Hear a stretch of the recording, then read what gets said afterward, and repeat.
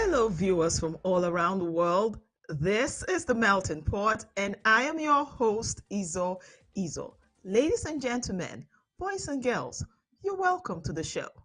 As always, I am not alone today. I am joined by my sisters, AY and Sub. Hello, ladies. How are you doing? Doing great, AY, doing great. how is Ontario? Of course, Ontario likes to make its special appearance. The weather has been lovely. I'm loving it. I've been outside. and That's good. That's what I'm it's been talking about. beautiful. Yeah. And Sabi, Yeah, it's been cool around my end in Ontario. We're having fun, and like I said, we are definitely outside. well, Saskatoon is not left out because usually we are in the deep freeze, but we are having the warm weather. We're out of our snow burst, but hopefully it will be warm from here on. So, ladies, we have two very awesome guest hosts in the house. And I Yeah. know that our viewers cannot wait to meet them. But before I introduce one of our guests, we'll go on a short break. And when we come back, you'll meet our guests. Don't go anywhere. It promises to be amazing. Stay tuned.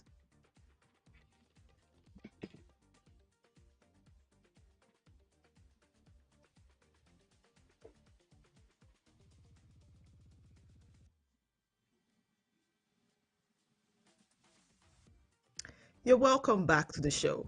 Our guest is no other but Kingsley Okonkwo. Pastor Kingsley Okonkwo is a Nigerian multi-award winning family life and relationship coach, a TV personality, and an author. He is the founder and the leader of Heart and Mind Consulting and David's Christian Center. He is a lead coach and convener of Love, Dating, and Marriage, also known as LDM. Pastor Kingsley Okonkwo, you're welcome to the show. It's an honor to meet you in person. Thank you very much. Thank you for having me, Zo. And I'm happy to be with the ladies today. I'm excited. Fantastic. Do you mind if we call you PK? Because I know most people call you that. Do you mind that, sir? I don't mind at all. I don't mind at all. Awesome, awesome, awesome. You're welcome. You're so welcome to the show. I know I will be blabbing and blabbing, so let me just keep quiet. Let me allow my ladies. So over to you, AY. Welcome, PK. We're so honored to have you on here with us this evening. We're here to learn. I have my notepad, my pen. I brought like 4 different kind of pen in case I run out from one. Uh, Thank you so much for obliging us. Hopefully, our audience can also grab a lot of wisdom from you. And we're here for it. And I hope you're here to party with us and teach us and do all sorts of things that you're great at doing. Wonderful. yes, thank you. I'm set. I'm Abby, excited. Thank you for keeping it real because I follow you on social media and you always dish out wisdom, wonderful nugget that is very practicable in this day and age. So thank you for always keeping it real, Pastor K. How is Pastor Mildred? She's fine. She's fine. Good. awesome, awesome. Okay, viewers, the lines are open and they are on the screen. I know that a lot of you had kind of DM'd me before now that can we call on the show? Yes, you can call. And I'm very sure that PK will take your question. So I'm just going to jump right into it and ask my first question. So, how can my partner and I rebuild trust in our marriage after a breach? Oh, okay. It's not really up to two people to rebuild trust. It is the person that broke the trust that has to take responsibility for building it. The tone of the question is typical of how women think about situations like this. A woman would blame herself and include herself in whatever negative thing that happens in her relationship.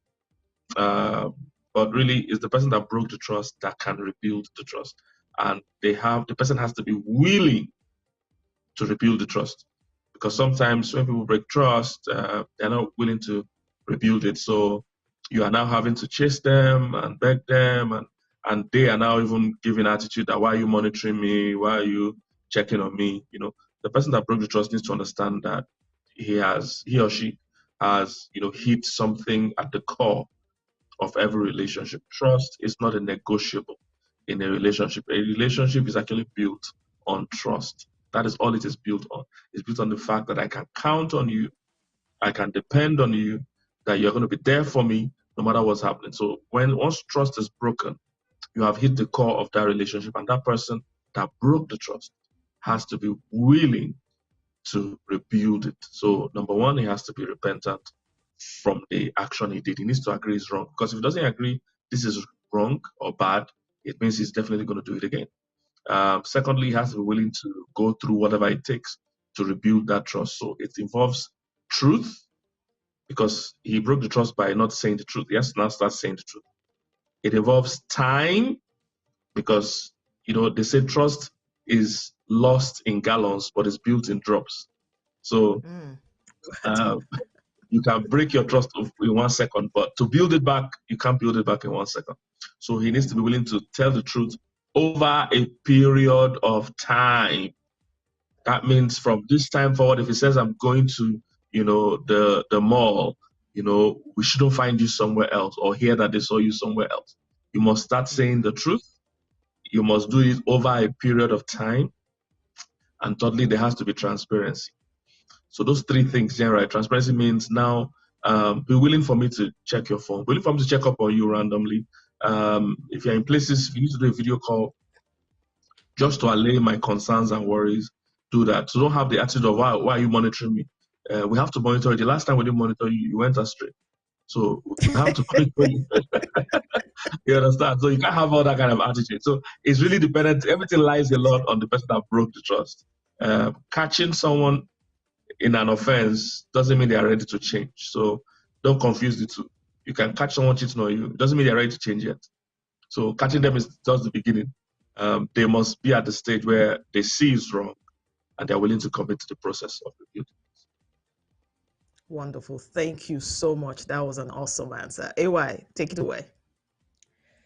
So my question, sir, you know, most of us have found ourselves in this part of the world over the years, and a lot of us has taken time, you know, try to grow ourselves individually. How do we help support our partner in, you know, professional development, self-development? Got some people that just probably, you know, they need, how do we help them get to maybe where we are or away from where they are? By how do we do that? Okay, first step is to stop thinking you can help somebody that doesn't want to be helped. So that's the first step. Again, women are they are such powerful givers. You know, in fact, the way woman is wired and created, she gets a lot of her satisfaction from helping. Her first name in scripture is helper. So she gets a lot of fulfillment from, you know, from the we, you know, let everybody do well, my kids, my family, you know, people like she's wired that way.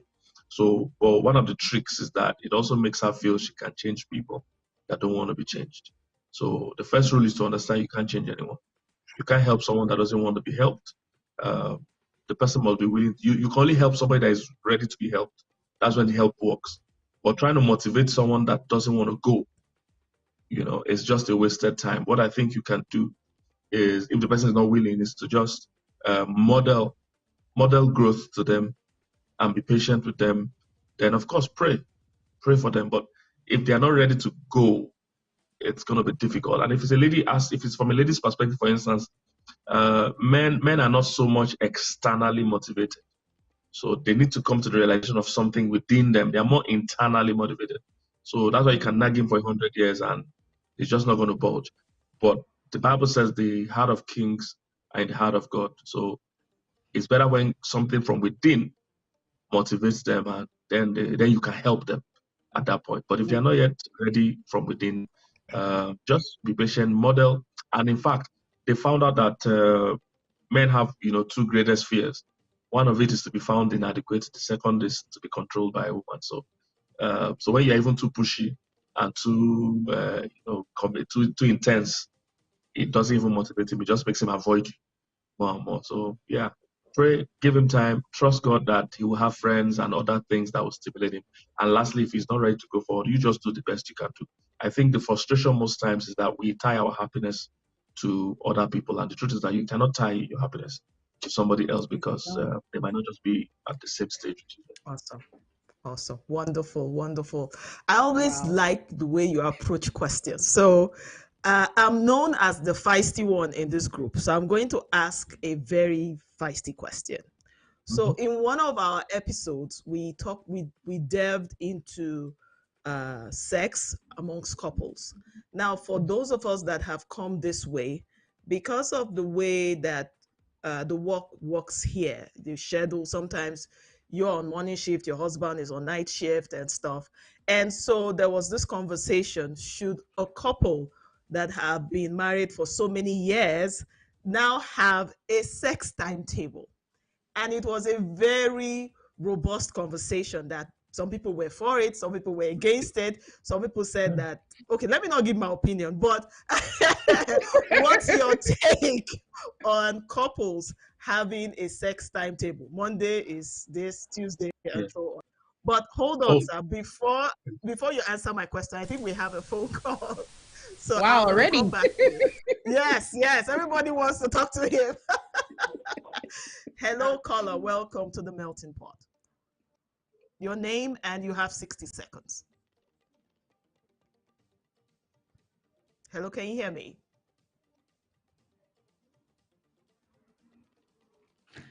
I want coach's answer. We'll get to that person later. I'm hungry to hear this answer. I think the person is not. Okay, so whilst we work on that on the back end, let's hear your take on the sex timetable. Firstly, it's very simple and straightforward. As you grow in marriage, you need both. You need scheduled and spontaneous. You can't do without one. You need both. You see? Yes, when you get married, have kids, have a tight schedule, you will realize that it's very easy to drift apart. No marriage, breaks overnight. It breaks over time. And it's because when life happens, you find out you are more and more tired. I tell young guys that, look, you better marry on time. That's why it's called the wife of your youth. Marry on time when you have energy. As you get older, you'll find out when you see a bed, you are more interested in sleep than in sex because of how tired and busy you are. So you need both. You need to schedule because that puts some commitment into it. Then sometimes when there's an advantage of the spontaneous stuff, for sure, take advantage of it. But if your schedule is tight, the spontaneous, you'll find out it's very, very reduced as time goes on. So the scheduled now becomes the lifesaver or the lifeline for the marital sex. So you need both, all right? And you need to come up with certain rules as a couple because sex is an important part of marriage. So come up with certain rules. Part of it is that, we must do our best to make sure we don't go beyond this kind of time without having sex. Something like that is part of how you schedule. It's not necessarily that you say June 15th, but you can say, hey, please, let's make sure that we don't go a whole week or beyond a week and we've not had sex. We do it in my house. Sometimes my wife will be like, you've not kissed me in 3 days. We have those barriers that it's getting too long. This is way too long. All right. And that prompts us. I will say, I've not kissed in 3 days. It's like, that. We can get crazy busy. So yours might not be 3 days. I'm just using that as an example. So have those little boundaries where you say, we can't go without a week without sex. And other agreement we have, like for instance, in our own house, if one person, we have the agreement that nobody turns the other one down sexually. So if anybody wants sex, you must comply. Now, if for any reason you are not able to do it at the time, the person that said no must initiate as soon as possible. So I shouldn't ask you twice. What if you have headaches now? What if you have headaches? That's the commitment of marriage. If you have headaches, if your kids are ill, you find out that you don't think about your headache. That's what marriage does for you. There are 7 purposes of marriage. It's part of what I'll share when I come to Saskatoon. There are 7 purposes of marriage. One of the purposes of marriage is to build your character. So you learn to do things you don't feel like doing. So you will start with your spouse. Your kids will finish the job where you will learn that you're not more living for yourself. So if you're not ready to make those sacrifices, marriage is not for you at all. It's part of the purposes of marriage. It builds your character. So we say marriage is not for your satisfaction. It's for your sanctification. It's not for your happiness, it's for your holiness. So it stretches you, makes you a better version of yourself. You have better character. You're able to show up even when you have stress, personal stress, but you're not projecting that on your spouse and on your kids. So, basic rules like that. So you need both spontaneous and scheduled. But it doesn't have to be June 15, 3 p.m. All right. And if that works for you, if that works for you, that's also okay. That's because when you have kids or things like that, sometimes you need to schedule when you take the kids away, somebody come and take kids away, and you guys can have sex, or you need to plan when the kids are asleep, or when they are in school, Yeah. My wife always talks about there are two kinds of sex. There's beautiful sex and there's dutiful sex. And there are two types. Beautiful sex is when we have the time, both of us are in the mood, and all the works, the whole process is there. But dutiful sex, one person wants, the other person doesn't want, or we don't have the time for the luxury. We just have to put in something quickly, before the tank goes totally dry. So in dutiful sex, it can be brief. Everybody's not going to be satisfied to have the whole work, but you're serving your partner with it. Yeah. And my wife always says, if you even do dutiful sex well, it can even end up being beautiful. All right. So you'll have to know those days. Some days are beautiful sex. We are lazy at home. Nobody's rushing out. The kids are not around, or they are busy doing something, and we have some time. Some other time, we just know we have 5 minutes to get this done. The kids are going to wake up anytime from now, or they have to go to school, or we have to go to church. Sunday morning sex is good sex. So stuff like that. Yeah. Yeah, thank you so much for keeping much. it real. Thank you so much for keeping it real. So in this part of the world, two things are very certain: taxes and bills. Now, a lot of people are living paycheck to paycheck, and because of the burden of finance, it's causing strain on relationships. And let's not forget we have black tax as well. Because guess what? You can be going about your day, then your uncle or your mom or somebody will just call you and you have to shake body. So what advice would you have for couples that their relationships are on the brink of collapsing due to the burden of finance? Oh, good. Financial problems are never financial problems, really. They are intimacy problems. Most problems in a marriage or relationship are never, what we see are the symptoms. If a couple, for instance, is not having sex for 2 weeks, 3 weeks, the issue is not really just sex. It's that both of you still are not bonding, you're not paying attention to each other's needs. All right. So most times, all those things are symptoms. What we see on the outside are symptoms. They're never the real issue of the marriage. All right. So if you're having financial problems, it means both of you are not planning together. Both of you are not working together. You have no budgeting, you have no planning, you have no communication going on. Once those things are not there, of course, you will have rifts, you will have differences in your plans for money, because one person is already going with a different plan and is shocked by this person's different plan. You see, in our own home, we've always run our finances together. It's been a joint account. We've always known that God is our source. My husband, my wife is not my source. I'm not her source. God is our source. We've always established that. So both of us are depending on God. All right. So we have some laid out rules. If we want to help parents, there's a budget for that. There's a budget for our giving to the Lord. There's a budget for our giving to people. There's a budget for how much we need. So we set all those kind of rules. So it's about the commitment, the communication, and the intimacy and the planning. That's where the real issue is. All right. If we can't help certain people, then we can't help them. There's nothing to be sad about in that, So it's about the planning. Thank you. So money is, Thank you so much. I think the caller is back. I'm so sorry, PK, for interrupting you. Hello, welcome to the melting pot. May we know your name? You have 1 minute to make your contribution. Go ahead, please. Hello, can you hear me? I heard his voice. I think he's also listening, so we can hear his feedback. Yes, we're hearing. Oh, okay. So I think he's Hello, listening caller, to. can you hear me? Well, when he says, once have I spoken, twice have I heard, probably that's what's happening to our caller. Okay, Hopefully. so I'm going to go on a lighter note. And I remember one of the videos that I watched where you talked about, you had this expectation about burgers. And when you came, I think it was the UK, you couldn't wait to grab on a burger. And when you had it, it was not as much as you expected. So that leads me to my other question. Now that you've been in Calgary, word on the street is you're coming all the way to Saskatoon. Have you tried Canadian poutine? And what's your take on it?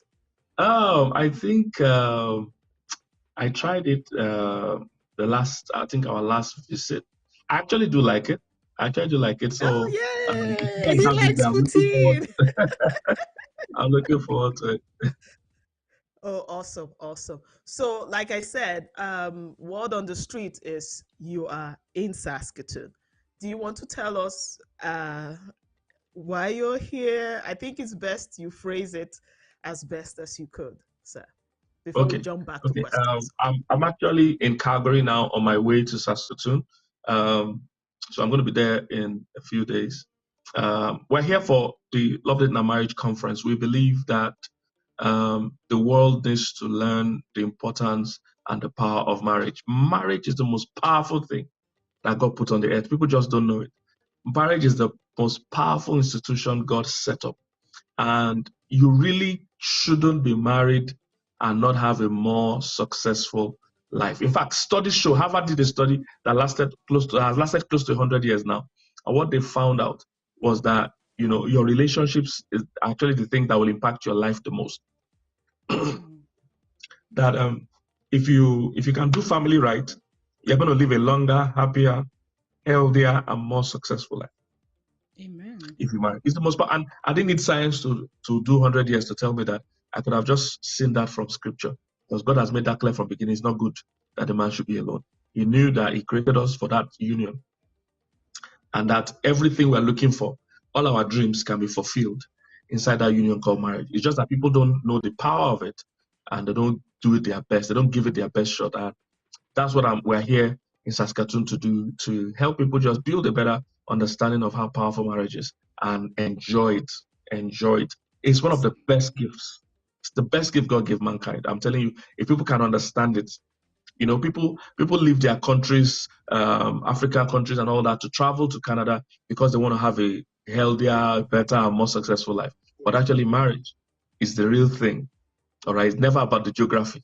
It's always about marriage. Marriage and powerful relationships can help you live a longer and healthier and a more productive life. So it is scriptural, it is scientific, and it is statistical. All right, and we're here to So establish and most of what I hear you say, sir, is don't jackba, work on your marriage. Is that what you're saying? No, it's what I'm saying is whether you jackpot or not, work on your marriage.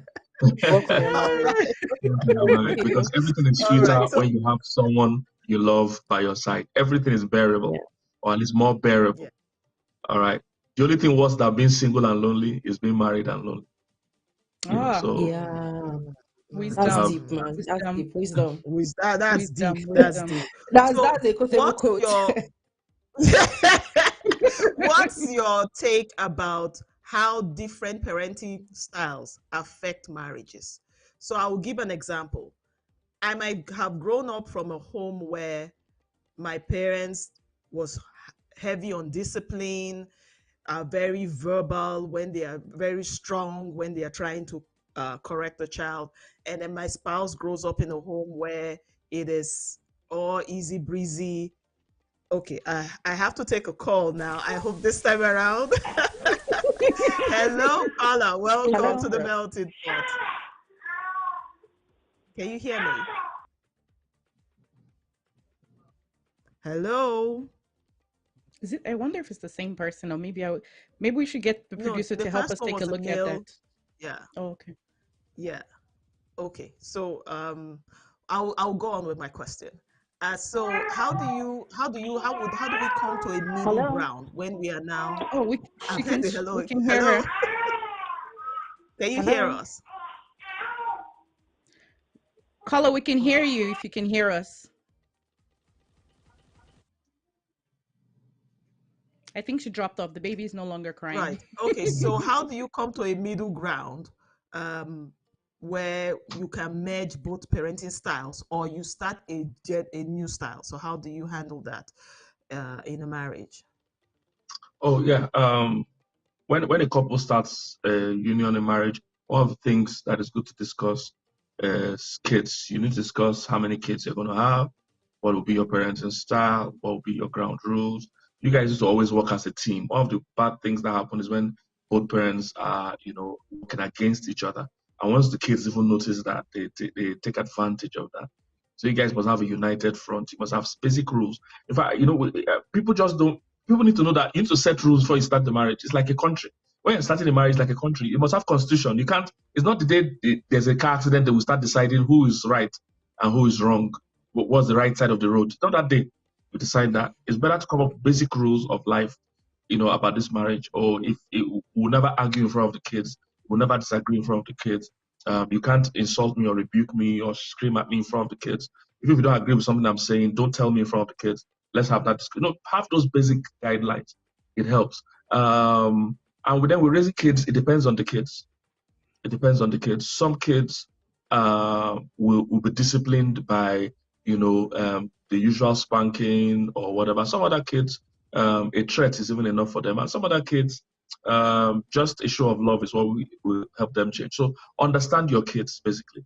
Understand your kids. But the rule from scripture is that foolishness abounds in the hands of a child, but the rod of correction drives it far away. So once your child is still so young that English or speaking or things like that they won't understand that, then a little tap, a little spanking, whatever works. You must understand that you're not trying to hurt these kids by discipline. The discipline is a must. Your method of discipline now can vary on the particular child, but discipline is a must. And whoever is, both of you should do it as a team, but usually there'll be one person that is a bit firmer. Some people are just soft, so they can't even stand their child being upset. If you're that kind of person, defer the discipline to the other person. All right. But ideally, two of you should be involved. That's the ideal thing, so that your kids won't take advantage of. Mommy will always agree, and they will be taking advantage of that. Both of you should work as a team. Find the style that will work for your kids. We have 3 kids. For some, we use just firmness. For my second daughter, she's like her mom. They're generally goody two shoes. They like to obey rules. They love to obey rules. So you really have no business yelling at them or whatever. If you just explain what the rules are to them, no matter what it is, they're just going to comply. They have no issues. All right. Then my son is more relational, so you need to get him to buy into the thing. He will eventually do it if you want to. So just know them and discipline them. So I generally, I don't think we've really ever physically disciplined our kids, but if it's necessary, I will not hesitate. But we've not needed to. Awesome. Wow. Awesome. Wow. AY, I told you. I think you have a question, and then check if we have questions on the YouTube channel. On our live, definitely. Yeah. So I'm going to just quickly look at the live. I don't think we have any questions. People are just so excited to have coach, pastor, teacher, father, uncle, brother Kingsley Okonkwo here with us. People saying, why are you not coming to Regina? Why are you going to Saskatoon? Why are you in Calgary? I was in Regina last year, so hope they came out for that. And generally, apart from my own events like the one we're having in Saskatoon, I'm usually generally invited by churches or organizations to speak in almost all the cities in the world. So if you keep in touch enough, you will hear when I'm coming to your city. I'm still going to be in Regina in June. So you guys go follow. To have me in Toronto. Yeah, go follow PK on his social media so you can stalk him and know where he's going next. Awesome. People are just also agreeing with the comments that we've made so far, like Jakba equally, but make sure you work on your relationship. Yes, Jakba has affected so many marriages in diverse ways, but it's what it is. We don't have any direct question, but I do have a direct question for you, PK. So May is Mental Health Awareness Month, and we know in this day and age now, mental health is big for a lot of us. Some, the way we've grown up now, most of us are, in the Western world, things are different. So in marriages, as a Christian, as a believer, what is your idea of having professional help in a relationship, therapy, the intervention of professional help in relationship? That's the first part. And as a Christian, should we be going to therapy versus maybe coming to our leader to, in that context? So those two parts is what do you feel about therapy personally, and also as a Christian, as the body of Christ, what can you teach us? Let me use that. What can you teach us about taking therapy or not taking therapy professionally? Okay, right. Before I go into your main question, you mentioned one in passing about people saying Japa has affected marriages and all that. It's a common thing I have to deal with. In fact, there's a common saying. I don't know if you guys hear it, but I hear it a lot where people say, "Oh, don't bring your wife abroad. You know, your marriage is going to be Yes. destroyed and all that." You know, and I tell these people that there's nothing wrong with marriage. There's nothing wrong. There's nothing wrong about taking your wife abroad or whatever. The issue is that most of these marriages were built on faulty foundations. And I still taught it today in the church where I preach. There are three kinds of marriages. There's a cultural marriage, there's a contemporary marriage, and there's a kingdom marriage. All right. A cultural marriage is built on the traditions and culture, which usually favors men. It is men dominated, men driven, and benefits men. The contemporary marriage is the opposite. It was a reaction to the cultural marriage. So it's a contemporary marriage. In that one, it's predominantly beneficial to women. All right. It is literally the women fighting for themselves. That's what gave birth to that. So there's almost always opposite cultural marriage. So in a cultural marriage, women are dependent. In a contemporary marriage, women are independent. You know, but in a kingdom marriage, we are interdependent. We both need each other. In a cultural marriage, it benefits men. In a contemporary marriage, it benefits women. In a kingdom marriage, it benefits both of us. Everybody, both of us are happy. In a cultural marriage, the women kneel down at the point of the wedding. You know, if it's some cultures, the woman will kneel down and give her husband wine or whatever. In a contemporary marriage, the man kneels down when he's proposing. Or in a kingdom marriage, we both kneel down before the Lord. We are both yielded and submitted to the Lord. you know, That's it good. goes That's on and awesome. on. I have many examples of it, but the point is that you see, most people run their marriages culturally before, and the thing about cultural marriage, it doesn't transcend borders. You must not take it out of that culture. Once you take it out of that culture, it's like when you move to a different country and you want to use an app. Sometimes they say this app is not available in this region. So that's what happens to those cultural marriages. Once you come out to places like Canada, North America, and the UK and the rest, you'll find out that operating system where the woman is a slave. You can tell her to do anything. She's totally dependent on you. It's not applicable. That app is not available in this region because you're moving out here now. The woman is working. She's working. Sometimes she might be earning more than you. And the impression you gave her in the cultural marriage is that whoever earns more is the head. So she has crossed out here. She's earning more than you or earning as much as you. And she's wondering, so why are you the head? How are you the head?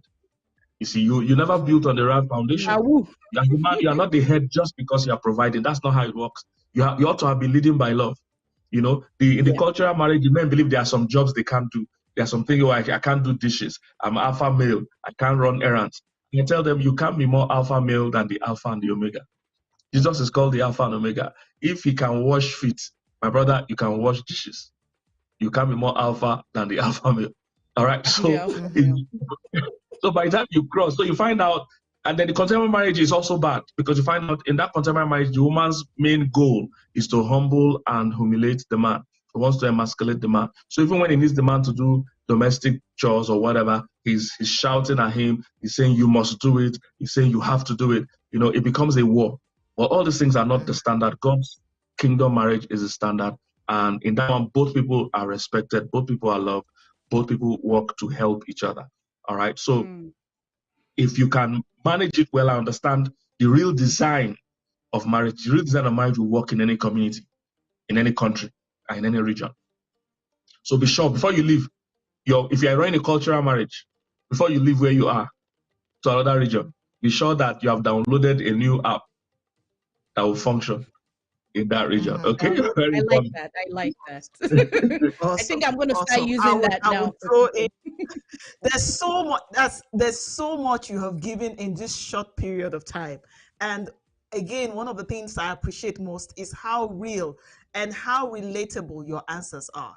So I'm just going to ask this question: what is the place of in-laws? Because again, using where we are at now, sometimes couples will bring their mom here to help to do one or two things, and then before you know it, there's squabble in the home. So what's the place of in-laws in a union?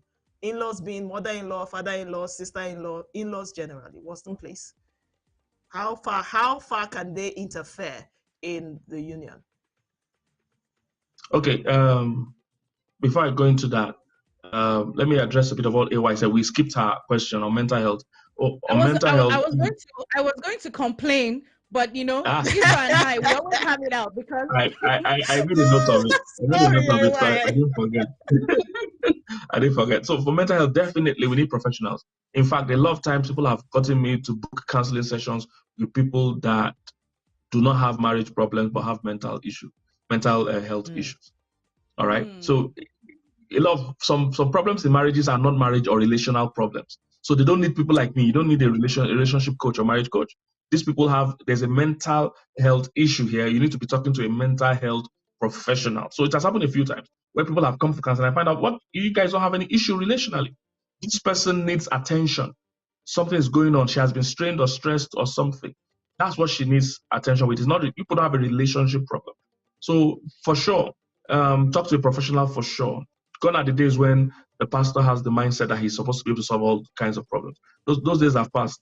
And it's not that it was a bad thing. There was a time there was not enough knowledge. So the pastor had to fit in or stay or stand in for all careers. He was giving legal advice, giving financial advice, but now there's so much life and there's so much professionalism. So you come to me with a serious legal issue, I pretending that I know anything about the law.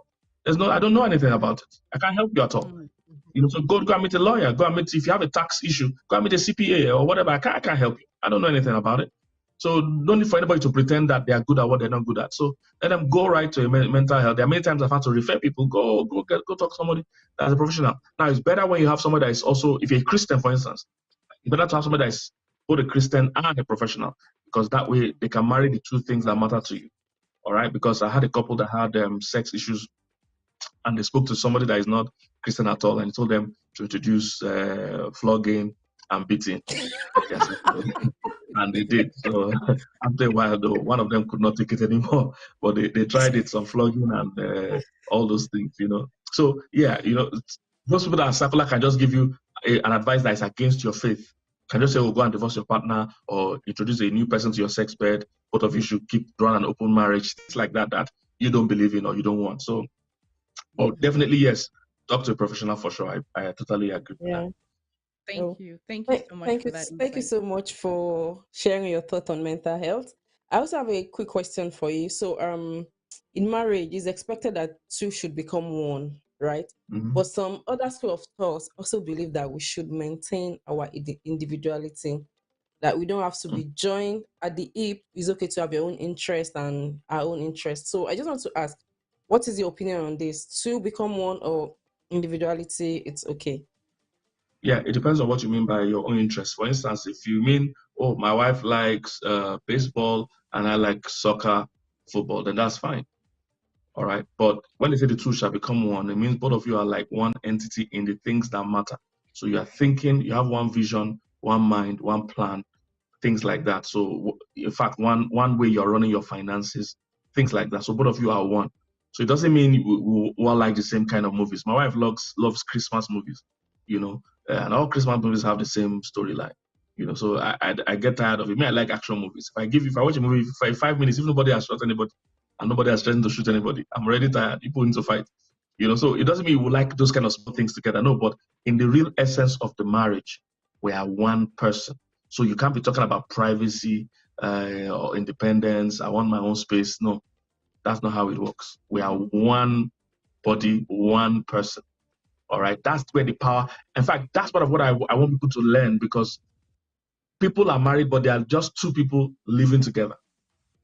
They are not yet one. When you are one, you are totally one in everything. Your plans, your decisions. You don't make a decision without your partner.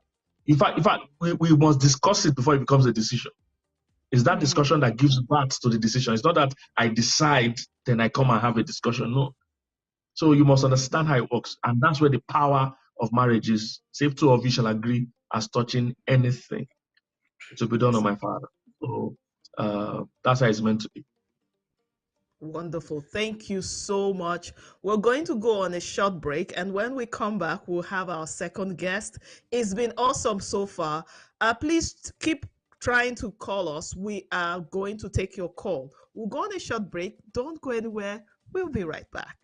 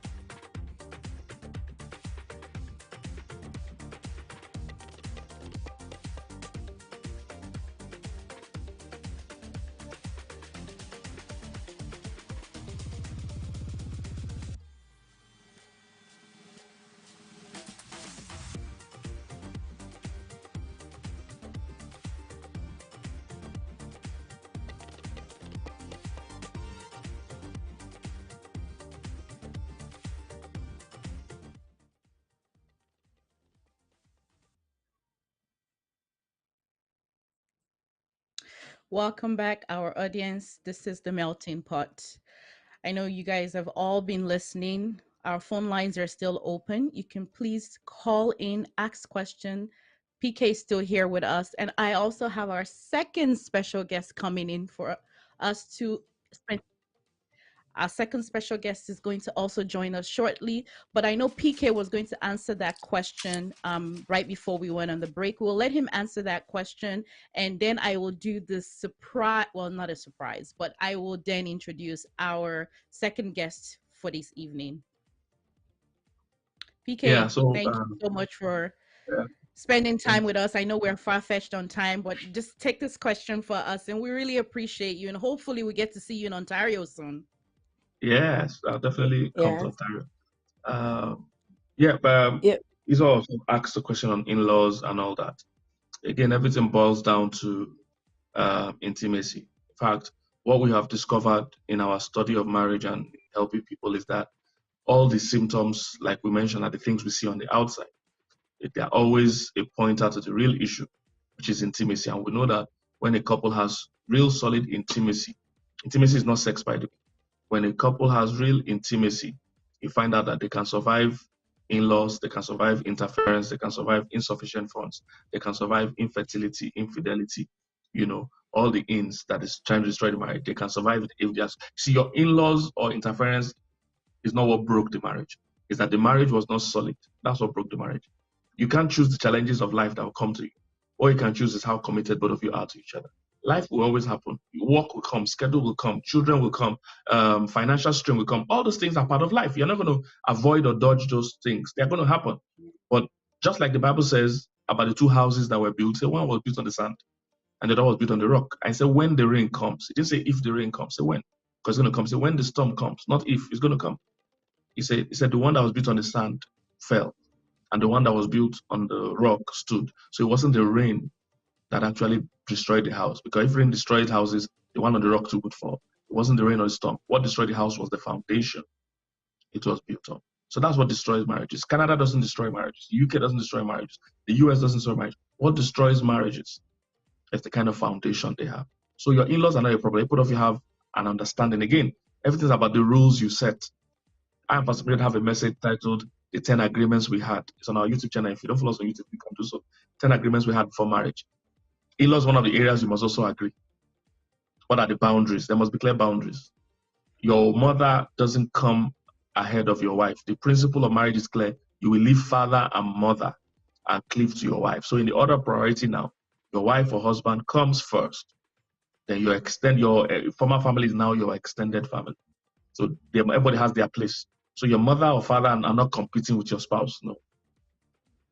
So if the family Thank you you so build much.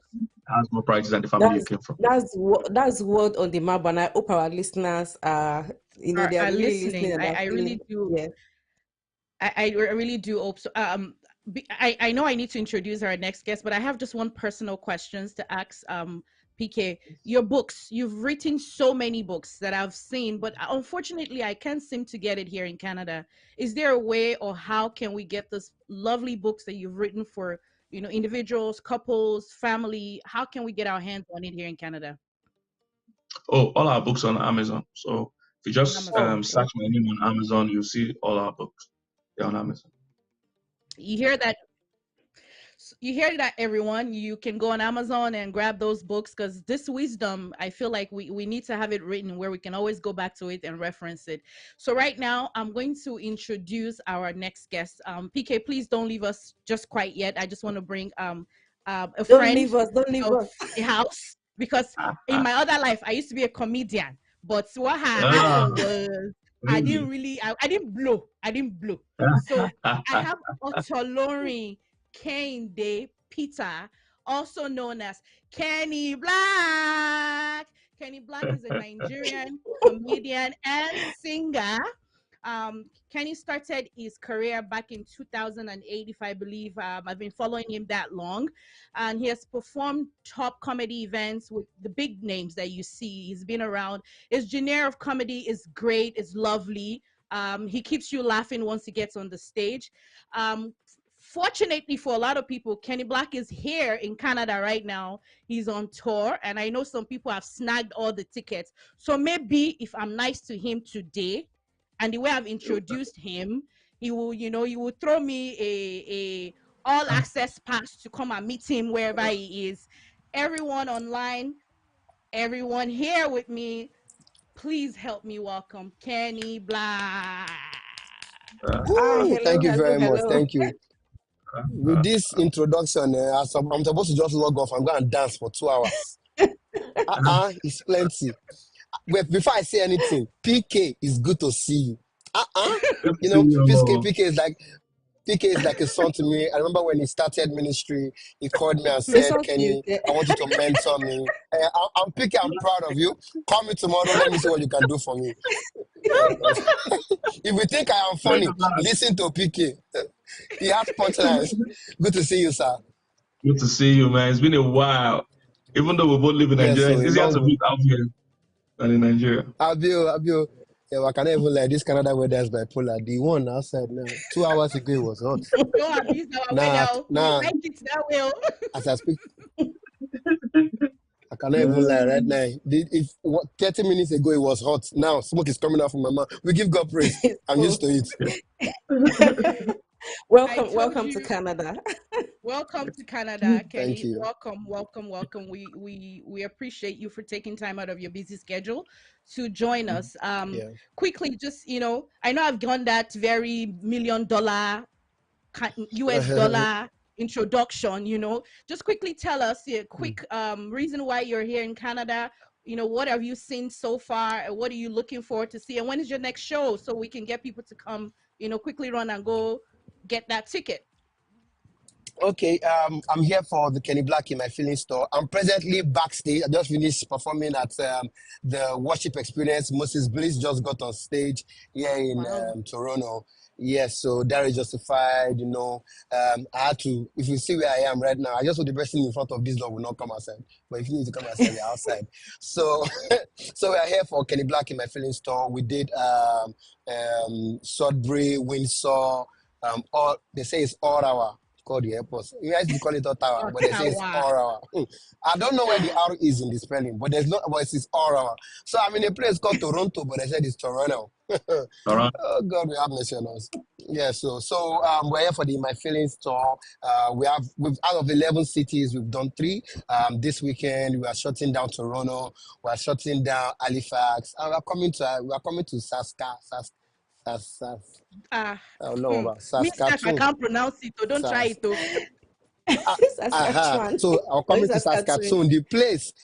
Yeah, this place that they used to do cartoon for people that are in Saskatoon. Yes. So I'm here for My Feelings store, and I can't wait to visit Saskatoon. I've heard so many things. It's been an amazing journey so far. Every time I come to Canada, it feels like I'm coming for the first time. Everybody show me the love that they show me. I can't even explain. You know, people come out, shows are sold out even before I come to Canada, and Canada is looking like home to me. I don't tell anybody, but it's like I'm not going back. Yeah. Okay. I won't tell anybody. I promise. We won't tell anyone. We anybody. won't tell anyone. We are happy. We are happy to have you here. So we've been talking about marriage and relationship with Pastor Kingsley, and we just got married last year. Correct? Congratulations. We hope you are really enjoying married life. So I have a question for you. Who got married? Who got married? You. It was a prank. Oh, this thing has put me inside so many trouble. I've been explaining. It was a prank. Oh, I'm not married. I'm still single. And it was a prank. Oh. You are still single. Oh, okay. It's Ladies, was a shocking. prank. is still single. It's still Are you are you still Ladies, if single you single? are and searching? single, Or you're just single? You are just single, but yeah, not I'm searching. my sister, my wife is on, so that I can find my wife and tell her hi. So yes, I'm still single. I'm even dropping a single titled "I'm still single," so that yes. That's very fun. Okay, so hypothetically, if when you get married, how would you feel if your future spouse, wants you to stop comedy? Like, oh, dude, I need you to be serious. How would you feel? No, I'm not saying you are Okay. not serious. To be very, yeah. So me, I don't plan to have sense because when I have sense, nobody know me. So, but on a more serious note, the biggest mistake that can happen to any creative is to marry wrong, either male or female. The biggest mistake, because there are so many people that you've not heard, you're not hearing of again, and it's because of some of these things. And I think reason why I'm still single at this time is because I want to find the flesh of my flesh, the bone of my bone. I'm not sure I will marry somebody that doesn't understand what I do, how I do what I do. And what I do is to bring smiles, to put smiles on people's face, even when I need to smile. You understand? Even when I'm not happy, I try as much as possible to get on stage and do my thing. So, marrying right is the most important thing. I'm not sure my wife, any girl that wants me to stop what I've been putting food on my table since 2008, what I do, that people call me and say, man, I was depressed, I was so sad, but when your video came up, it gave me life, it gave me joy. I'm not a pastor, but I think I've been able to heal a lot of people. God has been able to heal a lot of people through me with the comedy that I do. So if it eventually happens, I will pray to God. You know God works in mysterious ways. I will pray to God and ask the God, is this from you? You understand? Maybe I'm supposed to be a pastor in the future. You understand? Maybe I'm using this to gather my church members. So is this from God? And I'm definitely sure that God has shown me that this is what I'm born to do. This is what I'm called to do. Because if this is not what I'm called to do, how come people are receiving healing through the music and comedy that I do? So marrying right is the most important thing. Thank you. Thank you so much, Kenny. And I'm always excited to hear you speak. I'm I'm sure you don't remember me, but we've crossed paths in the past. But I'm going to throw this question to PK, and I'll let you chime in shortly. PK, so you travel a lot, and I know there are many times where you've traveled where you and your wife has been away from each other for long periods of time. What do you do to keep the romance, keep the relationship, keep the the presence, even while you're gone for weeks at a time, or while she's gone for weeks at a time? Okay. Interestingly, we hardly travel without each other. So yes, Lucky hardly. you. Yes, and even if we do that, it will be 1-2 days max. It's very, very short time. But the few times, maybe like when she came to give birth in the US, and I had to be shuttling Nigeria and back. So yes, those times, I'm sure there are times 3 weeks, 4 weeks, we were away from each other. This was years ago. You talk every day, for sure. Again, like I've been telling you guys all day. I've been saying you guys all day. Anything you are seeing in marriage as a problem is only a symptom. Only a symptom. So when you see a couple drifting apart because they are physically apart, it's not the distance that is the problem. It's the fact that they are not strong intimacy-wise. So even when me and my wife are apart, we talk every day. We're still catching up on the gist, and we're eager to gist each other how our day is going, where it's going, and what's happening. So once the intimacy is there, you find out the rest falls in place. It's when the intimacy is broken. You can be, proximity doesn't guarantee intimacy. True. The Wisdom. person can be here with you and there's a big distance between the both of you. So the real distance is not in kilometers. All right? It's not measured in kilometers. Yeah. Thank you so much, sir. I know we promised you a certain amount of time and we've stretched it. Thank you so much for spending time with us. And I hope that when you come to Ontario, I will be in the front row seats and I will be saying, "Yay! I met him in person." Our love to your wife. She will hear. Yeah. And please tell everybody in I know. Saskatoon. Yeah, please don't, just give us 5 more minutes of your time, and then we can finally release you, because we need you to bless us with 1 or 2 more wisdom that we can use to finish 2024.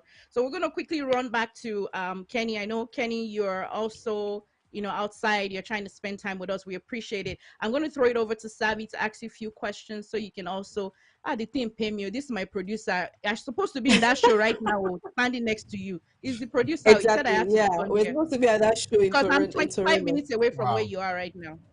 Yes. Don't worry, yes, I'm we coming to actually- Saskatoon. You will be backstage, Seth. In fact, with Saskatoon, you will sit on the stage. I think I will just be in the audience. I'm Yeah, actually can in you tell us Ontario. more about? We are in Toronto, actually. We're in Toronto, but we are Yeah, here. you guys in Toronto. It's fine. Yeah. Can you tell us more about the Saskatoon show? Like, what do people expect? When is it going to be, so that people can have more information about it? Well, Saskatoon show is a comedy show that I think everybody should attend. I'm going to be in my feelings. You are going to know why I'm still single. You are going to know what I have faced in this single life that I have. And I hope that in Saskatoon there is a sister waiting for me. She is big. I am big. Together we can be big. Yes. Yeah, so that we can be big. And this love can. We have a day for it. What's the date? My sister, you the one? I have it here. Is this let me get, is this Saskatoon? Abisas. We too, we don't know how to pronounce it. Don't let us lie to you. Don't worry, you are good. You are good. Oh, yes. So it's happening on the 17th of May at the Magic Lantern Roxy Theater. Hey, I don't deserve this thing, theater. You hear what you're talking about, theater? Yes. God has been good. It's not the accent, it's good. So on Friday, May 17th, May 17th at the Magic Lantern Roxy Theater, 320 20th St. W. Saskatoon. The ticket is $60 regular, $80 VIP. Show starts at 6 p.m. At 7 p.m. we are on stage. Please come out early because I'm on stage for like 2 hours. And I want you guys to enjoy everything that I'm doing. If you're a sister, you're watching this show, and you say KennyBlaq is the one. It's not about papers, but come first. Let's talk about what God can do.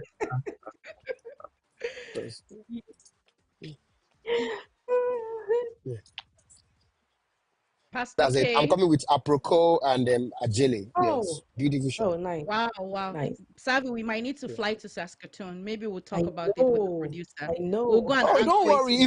No, don't worry. If you guys want to come, just let me know so I can send you guys the price ticket, the flight tickets. Okay. You guys can come. Okay, and the website will buy it from Abby. Exactly. God has been good to me. Yeah. PK, final word from you to our viewers that have been tuned in, for about an hour with us.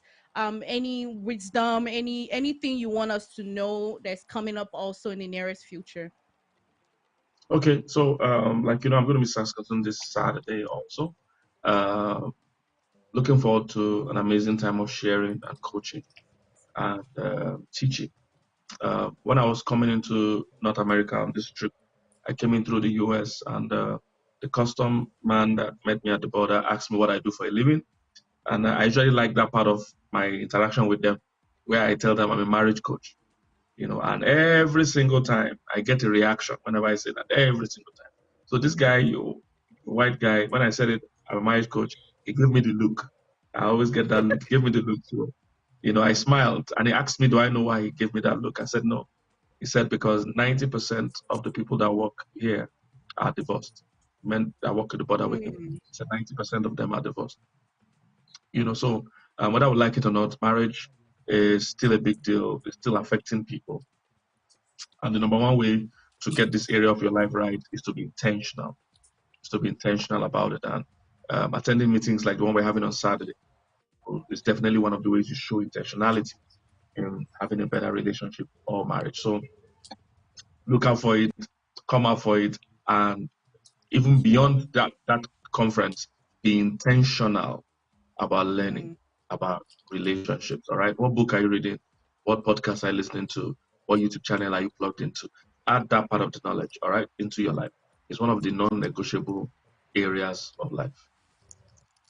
Thank you so much, PK. Thank you. Kenny's fans are all on him there. You know, they want to carry See, him away. But before your fans I carry don't. you away, Yes. I have one tiny last question that I want you to tie into your final words for us. And you know, we all know Okay. our viewers on YouTube already know they've gone to look you up. They're going to try to make sure they get their tickets. I'm asking people to send me proof that they've got their tickets so that I can send it to you. Then you can call them out of the crowd. But if they don't buy the tickets, Yes, sir. you can't call them out of the crowd.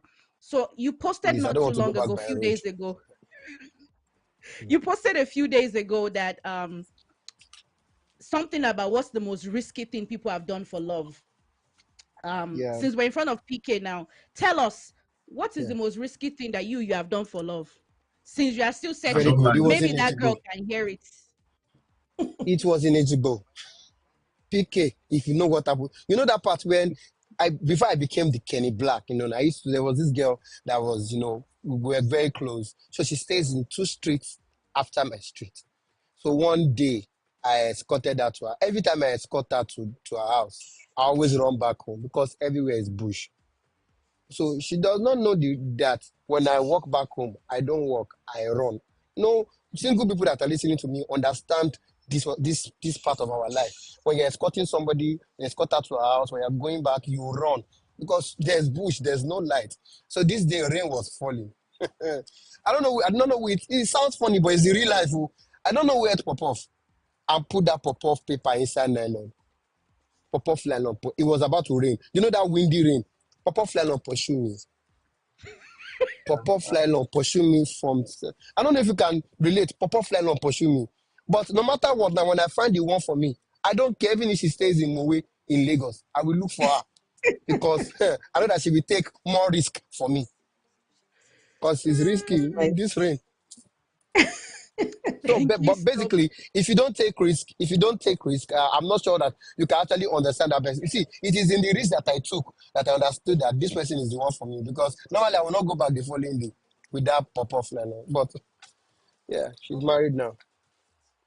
Oh, So final word, Yeah. Kenny. Final word to your fans on YouTube.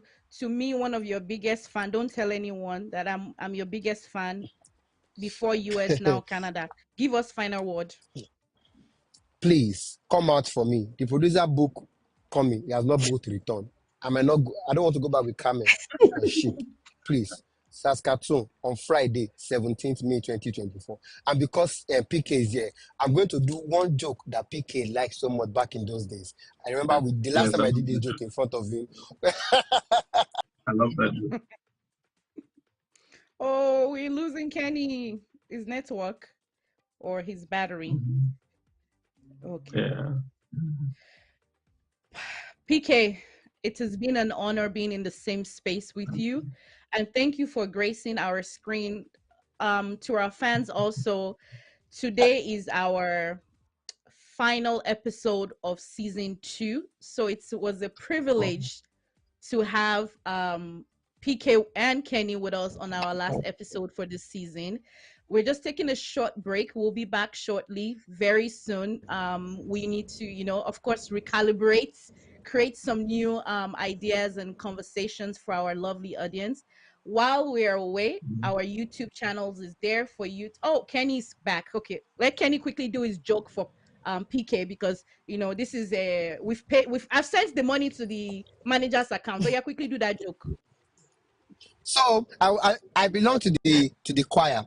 PK said, KennyBlaq, you have an amazing voice. There is a sister for you in this choir. I said, how do you know? He said, just sing a worship song. If she's the one for you, she will reply with another worship song. So at the back, I shouted. I said, you are the love of my life. You mean more than this world to me. Immediately she heard my voice, she shouted from front. I said, what? She said, I searched all over. Couldn't find nobody. I looked high and low, still couldn't find nobody. Nobody's greater, no. Nobody's greater than you. Immediately I said, heard that voice. I know that she was talking. So after the service, I was waiting for the girl at the entrance. When I saw this girl, she was not the bone of my bone. She was not the flesh of my flesh. She was the bone of my flesh. If you see this girl, she be like, man, can't get baby and mustache. Her right hand was Mayweather, her left was Anthony Joshua. She walked up to me. I said, my name is KennyBlaq. I'm a music comedian. Saskatoon on the 17th. She said, my name is Jessica. I'm a coach. I said, what kind of coach? I said, no weapon formed against me shall prosper. It won't work. I said, whatever. I said, you said whatever. She went out. I saw her inside a Range Rover. Latest model. I said, which one of that Range Rover? They said, for any man that want to marry her and she has papers, I want to meet her. As Jessica, she said, I have made in my eyes once. I said, I give myself away so you can use me. Now, I told PK that there's one usher in his church that he will not allow me to sit down close to a sister that I like. He said he will make sure that usher did not come to church on Sunday. The usher did not come to church on Sunday, so I sat close to this sister. I heard her crying, show me your face. Feel of the space. My word is you right now. My word is you. I think she was talking to me. So I replied, you don't have to worry. And don't you be afraid. Joy comes in the morning. Trouble day don't last always. She heard my voice and she replied, hallelujah. You have won the victory. PK went on stage, picked the mic, and said something that appealed to me. He said, hold somebody. Tell him that you I love him. exactly love Put you. your hands together and praise the Lord. I held the girl head. And the pastor PK said, tell that your neighbor something you've never told anybody. I said, I need you. You need me. We are a part of God's family. Now the girl is married. I'm still single. So mama won't you meet it? Mama won't you meet it? So this is Saskatoon. If you're Oh, Oh, looking for wife. talent overload, talent overload. Thank you so much, you Kenny. Thank you. I always enjoy when when you come on stage and you speak all this music. I have yeah. no words, but I can just say you will do greater things that you've done so far. Um, And Again, to our audience, this is the last episode for season 2. The melting pot will be going on a short break for a few weeks or months. We will be back shortly. We'll be on our social media handle on Instagram and on Facebook and our YouTube channel. Take time to go back and watch all of our previous episodes so that you can be prepared. To our new followers, thank you. For the veterans in the house, we say a huge thank you. As you know, Kenny is going to be in Saskatoon, and also PK is going to be in Saskatoon. Saskatoon people, how much are they selling You are houses blessed. there? Because it's like I need to move to Telling Saskatoon. you. Exactly. Um, Exactly. It's happening in Saskatoon. We need to relocate. it is Thank you happening in so much, Saskatoon. everyone. Yeah, and we're Savvy, really going to last word miss for our you audience. guys. Yeah, we're really going to miss you guys, but we promise to be back and better. And we can't wait to see you. Till we meet again, stay savvy. And you guys Thank know you. from me, it is always stay audacious. Walk into the rooms with your head up high, your shoulders up. You can take any room, you can do anything, you can conquer. Thank you, everyone. It's been a lovely season. Have a lovely one, everyone. Bye. Thank you. Thank you, Kenny. Thank you, PK.